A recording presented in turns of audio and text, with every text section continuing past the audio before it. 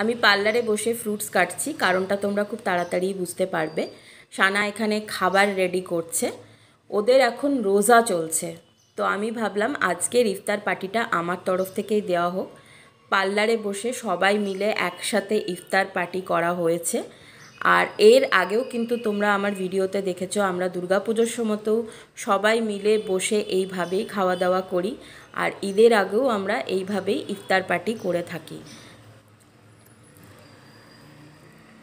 আর এখানে কিন্তু আমাদের কাজও চলছিল সমান তালে। আর এদের দেখো হাসি থামেই না, ভিডিওর সামনে ক্যামেরার সামনে এলে এরা হাসতেই থাকে। কাস্টমার দেখছো দাঁড়িয়ে আছে, ওনার স্ট্রেটনিং চলছিল। তো হ্যাঁ, ওনাকেও খাবার দেওয়া হয়েছে, অফার করা হয়েছে, উনি খেয়েছেন, উনি মিষ্টি খেয়েছেন। আর এদের তো হাসি থামেই না। যাই হোক, আমরা চাঁদ রাতের দিনও এইভাবেই মজা করে আনন্দ করে কাজ করব। আর সবার সাথে দেখা হবে আবার চাঁদ রাতের দিন, ভিডিও নিয়ে আসব খুব তাড়াতাড়ি। ততদিনের জন্য সবাই খুব ভালো থেকো, সুস্থ থেকো।